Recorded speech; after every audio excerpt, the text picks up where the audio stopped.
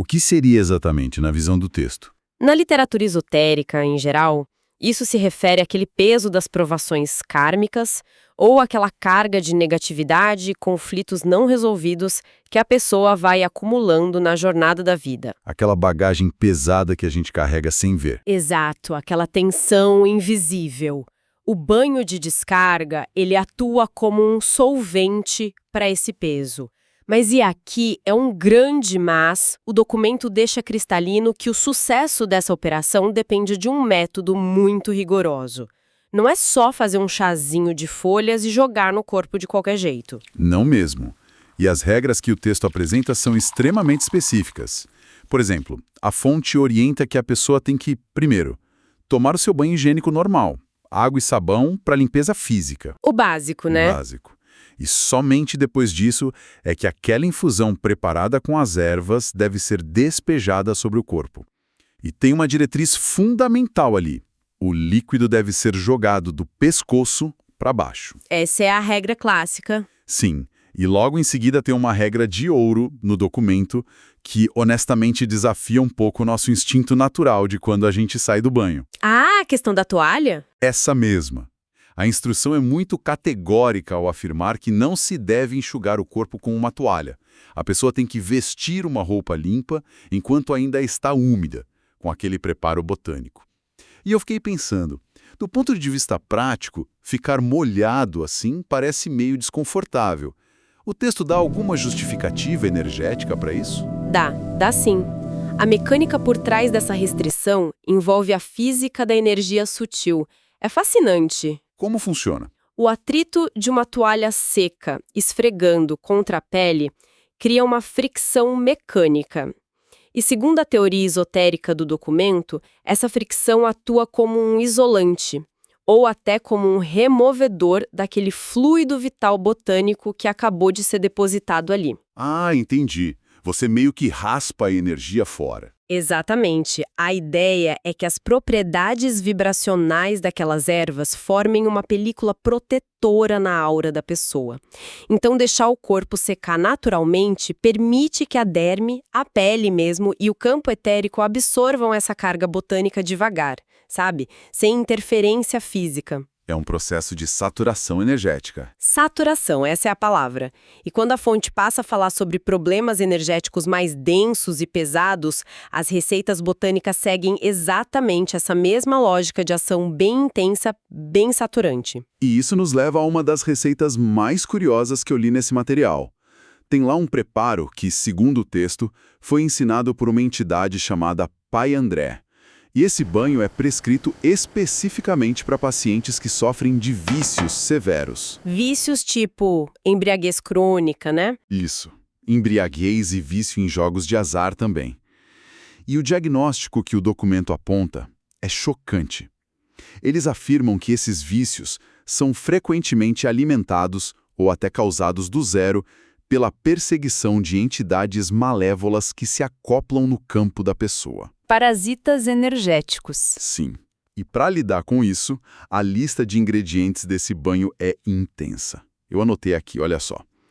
Leva alho macho, mas tem que usar tanto a raiz quanto as folhas. Leva um pedaço de fumo em rama, salsão, arruda, guiné e a espada de São Jorge. É uma formulação que soa quase bélica, né? Bélica, nossa, total. Parece um exército. E o termo bélico é super apropriado aqui. A botânica oculta categoriza as plantas pelas frequências delas e pelas capacidades de atuação. Então, plantas como o alho macho, o fumo em rama e a arruda, elas não são plantinhas harmonizadoras para você relaxar. Não é um banho de camomila. Longe disso, elas têm propriedades de corte, de uma purificação que é bem agressiva mesmo. Na visão do documento, essas entidades parasitárias que se alimentam dos vícios humanos têm uma estrutura energética muito, muito densa. Então, um banho de rosas não faria nem cócegas nelas. Nenhuma. É necessário um exército botânico, como o fumo e o alho, cujas vibrações vão funcionar como um choque repulsivo. Eles literalmente expulsam as influências intrusas do campo áurico na marra. Só que, claro, a manipulação dessas forças todas exige um extremo cuidado. E esse cuidado é um tema que se repete muito ao longo das páginas. Tem uma advertência no texto que é direta: com fogo e água não se brinca. Bem sério. Eles estabelecem regras muito rígidas sobre como preparar esses elementos. E o que mais me chamou a atenção foi a regra do sal grosso. Ah, a polêmica do sal. Pois é. Muita gente acha que é só jogar um punhado de sal na água fervendo para se limpar. Mas o documento traz uma técnica muito particular e cheia de restrições. Sim, o sal é um elemento bem drástico. Eles dizem que para um banho de adulto, que precisa de um efeito de descarga bem rápido, é permitido usar 1 colher de sal grosso. Mas a regra absoluta, inegociável, é que o sal só pode ser adicionado à mistura depois que a panela for retirada do fogo. Isso é crucial. A água pode estar quente, pode estar morna, mas o sal jamais pode ferver junto com a água no fogão. É.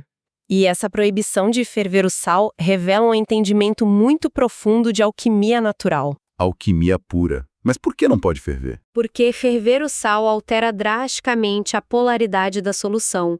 Isso destrói aquela estrutura etérica, cristalina, que é justamente o que dá ao sal o poder de absorver a negatividade. Se você submete o sal a uma fervura ativa, borbulhando ali, a água se torna energeticamente morta. Ela perde totalmente a eficácia oculta. Nossa, então você só temperou uma água quente à toa. Exato, fez uma sopa salgada sem poder mágico nenhum. E o texto também é rigorosíssimo quanto ao uso desse ingrediente em menores de idade. Verdade, tem uma parte inteira sobre crianças. O sal é terminantemente proibido em banhos infantis, a não ser que exista uma prescrição assim muito direta e justificada por guias espirituais superiores. Tudo isso por causa da agressividade desse elemento num campo áurico que ainda está em formação, né? A criança é muito porosa. E não é só no preparo que eles são chatos. No bom sentido. A finalização do processo é tratada com muita seriedade. O que você faz com o resto das coisas? O descarte. O descarte segue regras esotéricas muito rígidas. A água que escorreu pelo seu corpo, que agora teoricamente está carregada com toda aquela impureza vibracional, não pode ficar acumulada no chão do banheiro, num lugar de passagem onde alguém vai pisar. Faz sentido. O texto diz que, nas cidades, essa água tem que ir direto para o esgoto. No campo, tem que ir para um arroio ou para o rio. E as ervas maceradas que sobram ali no chão, você não pode simplesmente jogar na lixeira comum da cozinha. Claro que não. O documento exige que elas sejam empacotadas e despachadas em locais distantes, em águas correntes ou no mar. E depois de tudo isso, o próprio ambiente onde o banho foi tomado precisa ser limpo. Tem que higienizar o espaço. Isso! A fonte usa uma analogia bem marcante. Ela diz que, assim como desinfetantes matam as larvas de pestes biológicas, a limpeza correta do ambiente depois do banho afasta as, aspas aqui, larvas astrais do mal.